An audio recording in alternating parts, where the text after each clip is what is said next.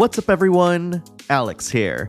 It's the start of the holiday season, which basically means that game releases are gonna be a ton more frequent, and this also means that the backlog battle will be in full force. Before we go over the games coming out in September, I just want to point out a few things. First of all, if any of these games interest you, check out the description of the video to find links for purchase. I started doing this a few months ago, and I figured, why not? Why not offer something like this? Every purchase will help me out, so I appreciate it if you do. Secondly, many of you have said that you wanted to know what games I'm looking forward to checking out or I'm hyped for. So starting this month, you'll see a graphic of me showing my support for the game that's being shown. And lastly, I just wanted to point out that I've officially opened up YouTube memberships, where you can get early access to my videos and have the ability to use these awesome emotes that I've commissioned. And the more members join, and the more emotes we can make. So if you want to read some behind-the-scenes updates on what other games I'm playing, or to just support what I'm doing here on YouTube, I highly recommend becoming a member. Thanks for your patience, everyone. And now, here are the games that I want to highlight that's coming out this month. I made a video on Jack Move months ago, and I highly recommend you check that out after watching this video.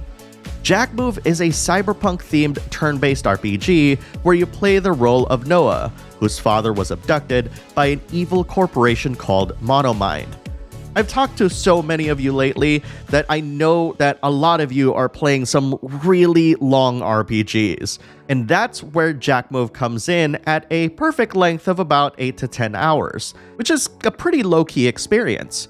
In fact, you don't have to deal with a party at all. This is Noah's solo journey, so yeah, you only have to deal with kitting up one character, and I think that's pretty cool. And of course, there comes the challenge of not being able to depend on party members. This game features tons of customizations that'll allow you to play the game however you want. And simply put, I love the pixel art in the game, especially how the characters are animated and how rich and detailed the environments are. So while it is short by RPG standards, you can definitely see the quality of the presentation and everything else around it. There's a lot of really good thought to everything. Jack Move is coming out on September 8th on PC, and it's also coming out on Switch, PS4, and Xbox One on September 20th. That's so cool that there's also console releases. I don't make it a habit of playing Soulstice, especially given how terrible I am at them. But admittedly, after playing through Elden Ring, I've certainly gotten curious about these other games. Steelrising, from the developers who brought you 2019's Greedfall, is a Souls-like set in an alternate timeline France, where the king, through the use of automatons, has fortified himself in his palace and burned Paris to the ground. You play the role of an automaton tasked by Marie Antoinette to free Paris from these horrible monstrosities that have taken over the countryside. I just love the mood and aesthetic of the game, from the sheer shininess of everything to just how incredible the mood is being set.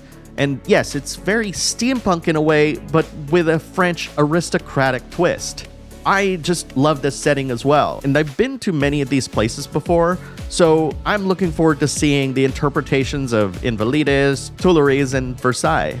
The action also seems a lot faster than typical Souls-like, but not in a way that is incomprehensible. I think the tells are still there based off of the trailer, and the way that upgrades work based off of the interviews I've read seems really interesting. And I think this is the best feature of them all, because if you're not good at Souls-likes, there are various modifiers that you can turn on to make the experience feel slightly easier, but without actually lowering the difficulty of the game. So it's more like a modification on how the character functions rather than how all the other enemies work, which is really cool. I think this feature will be a great way for folks to learn how this style of game plays, and it just incentivizes an additional playthrough without any of the modifications turned on. I think this is brilliant. Steelrising will rise on September 8th on PS5, Xbox Series X and S, and PC. If you haven't checked out my video on the demo for DioField Chronicle, you owe it to yourself to watch it after this video. Admittedly, I've never been much of a tactical RPG fan, and there are very few exceptions to that. but I really like what DioField Chronicle has to offer. And thankfully, it's not as complicated as, say, like something like Fire Emblem Three Houses. I remember being in menus in that game for hours. The progression design is firmly rooted in RPG roots, and couple that with a small squad of 4 people, which is to me the magic Final Fantasy number, and you can really make some really neat combinations and customizations that really suit your playstyle. Its aesthetic also reminds me of the very best classic Square Enix titles, and of course this is fitting because they made it. A lot of people kept comparing this game to Growlancer or even Baldur's Gate, but I think that sets the wrong expectations for people. Like, people start talking about like, well, the story isn't like Growlancer, and of course the Baldur's Gate comparison was like really silly given that it's literally just a map as opposed to in Baldur's Gate where you can literally explore an entire dungeon with the party that you have. So do yourself a favor, remove all of those expectations in your head, download the demo, play it, and see how it's different. The DioField Chronicle is coming out on PS4, PS5, Xbox One, Series X and S, Switch, and PC on September 22nd. And last but certainly not least, Trails from Zero is finally coming out in the West on September 27th on PS4, Switch, and PC. Much has already been said about the Crossbell games, with many calling it as one of their favorite Trails games of all time. And with good reason. And for the rest of us, we'll get to finally experience this long-lost chapter in the Trails series. And here are the rest of the games coming out in September. JoJo's Bizarre Adventure All-Stars Battle R, an enhanced re-release of the 2013 fighting game, is coming out on September 1st on PC and September 2nd on PS4, PS5, Xbox One, Series X and S, and Switch. Made in Abyss, Binary Star Falling into Darkness, a survival action RPG based on the popular anime, is coming out on September 2nd on Switch, PS4, and PC. The Last of Us Part 2, an enhanced remaster of the critically acclaimed narrative-driven survival horror title, that's a mouthful, is coming out on September 2nd on the PS5. Temtem, a massively multiplayer RPG inspired by Pokemon, is finally coming out on September 6th on PS5, Series X and S, Switch, and PC. Circus Electrique, a dark circus-themed turn-based RPG with Darkest Dungeon-inspired gameplay, is coming out on September 6th on PS4, PS5, Xbox One, Series X and S, Switch, and PC. Splatoon 3, the latest in the popular multiplayer shooter, is coming out on September 9th on the Nintendo Switch. Freedom Planet 2, the long-awaited sequel to the classic platformer, is coming out on September 13th on PS4, Xbox One, and PC. Wayward Strand, an adventure game where time doesn't stop, is coming out on September 15th on PS4, PS5, Xbox One, Series X and S, Switch, and PC. Return to Monkey Island, an adventure game set after the events of Monkey Island 2, is coming out on September 19th on PS4, PS5, Xbox One, Series X and S, Switch, and PC. Soulstice, an upcoming Souls-like, is coming out on September 20th on PS5, Series X and S, and PC.